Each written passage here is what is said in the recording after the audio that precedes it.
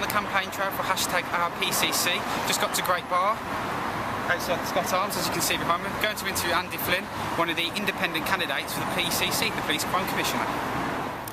Now just arrived in Great Bar, outside the Scott Arms. I'm now joined with Andy Flynn, the independent candidate for the Police Crime Commissioner elections in May. So how are you doing? Oh yeah, I'm good, thanks. And can you tell us a little bit about yourself and why you're running for West Midlands Police Crime Commissioner? Yeah, sure. This country's provided me with an education, a stable economy to create a successful business, and free healthcare, which when I was struck down with a serious illness actually saved my life. And I believe it's about time I gave something back. I'm 43 years old, I've got 3 children. My oldest is now sitting his GCSE, 16 years old. After a successful management career in the automotive industry, at a senior level, I now run my own tech company.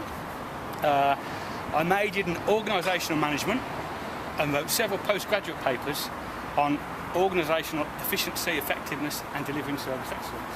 And I believe that puts me in a very strong position to give something back to the community of the West Midlands. If you could fundamentally change anything about the West Midlands Police Force, what would it be? I think the first thing would be to improve public trust, which is at an all-time low, by introducing more transparency and accountability. So if elected, I will publish monthly reports on the number of arrests, the number of convictions, the number of complaints made about West Midlands Police by the public, and the total number of complaints upheld. I will also personally review each upheld complaint to establish what went wrong, to ensure correct action is taken, whether that be training, a change in police strategy, or even a disciplinary investigation. I also believe it's important to ensure that complaints which are not upheld are reviewed to ensure they are handled correctly. So I believe that these changes will fundamentally make a very large difference to the West Midlands. A lot of young people in the West Midlands have shown concerns about the PCSO cuts. How do you plan to bridge this void? I believe that what will happen is improvements in efficiency will mean more time for uniformed police officers to be policing rather than carrying out administrative duties. And what this will do is actually deter crime, which in turn will create a virtuous circle where the crime deterrent means that less crimes are being committed, means that less time is being spent on administering crimes and more time is spent actually reducing crime with a police presence. And I believe that will more than compensate for the reduction in police community support officers. What in your mind is the biggest challenges young people in the region face in regards to crime, and how do you plan to address these issues? I think the biggest challenges young people are going to face will be influence, which I can influence, by staying away from crime and not being a victim of crime. In some cases, the police service has become reactive, like firemen, with police officers waiting around for crime to happen and then running off to take control of the situation. Whereas the efficiency improvements and the policing strategy that I have in mind means that more proactive policing will mean that there is a reduction in crimes taking place, which means that less people are involved in crime, and then there's also a reduction in the number of people who are victims of crime. And I think both of these will affect young people in a beneficial way. Do you believe crime prevention work is important? For example, some young people turn to crime through poverty. Do you have any ideas to help people such as this? Yes, I do. I believe actually that local councils can play a very important part in community policing, and that local councils are more in touch with the local community than the politicians, the MPs, the career politicians and the Westminster parties. So with that in mind, what I actually plan to do is call local councillors for a monthly meeting if elected, so we can get to the bottom of crime in local areas, what are the causes and how we can solve them. And I think that will improve policing across the whole of the West Midlands. Safety on public transport has been highlighted as a serious issue for local people. What are your plans to make people feel safe? Well, clearly, current policing practices are inefficient, and I believe that a knee-jerk reaction would probably be inappropriate. An evaluation of the circumstances in which crimes are committed and which deterrents work most effectively is required before formulating a plan. Although there is precedent for the New York transit system, which overcame serious crime and public safety issues, and we can learn from this too, and if it can happen in New York, it can happen in the West Midlands.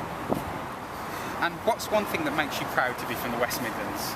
I think there's probably more than one actually, but probably the first one that comes to mind is our rich industrial heritage. So a lot of people in the West Midlands are aware, some of them aren't, that actually our industrial heritage dates back to the Industrial Revolution, and I think we should all be very proud of that. But then also we have a rich and diverse culture. So just down the road we can go into Chinatown and we can have a Chinese meal, very nice, or we can go to the Baltic Triangle, and there's a diverse community which I believe makes the West Midlands a better place. Civic Technology helps citizens connect to politicians and have their say in decisions that affect them. As PCC, how would you utilise these tools to make yourself more accountable? Well, I believe that the steps that I will take if elected to make the police service more accountable and myself more accountable will filter down to the wider community.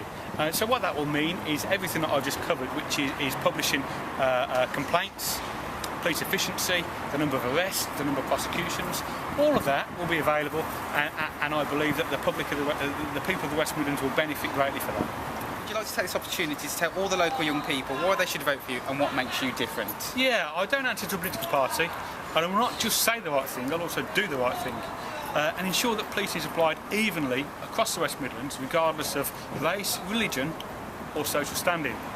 I'm somewhat surprised that the current Commissioner talks about racial unity, while during 2015 80% of complaints made to the West Midlands Police related to acts of discrimination by serving police officers. It's vital that public trust, which is at an all-time low, is restored. It's also vital that honest and hard-working police officers are recognised and rewarded with promotions upon merit, and that their success is championed and best practice shared across the county. However, it's also important to tackle the problem of police corruption, identified by a recent government report which states that around 2.5% of serving officers are involved in organised crime. For force the size of the West Midlands at any one time, that could mean that there are 250 serving police officers involved in criminality.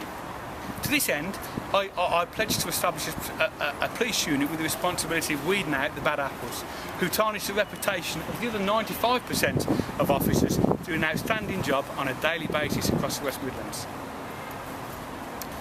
The only way change can happen is if you vote for it. So on May the 5th, make sure you go and put your vote in and vote for Flynn. Just finished there with Andy Flynn. It's now over to you. Get in contact. Use the hashtag #OurPCC, and of course on Twitter it's @Civify.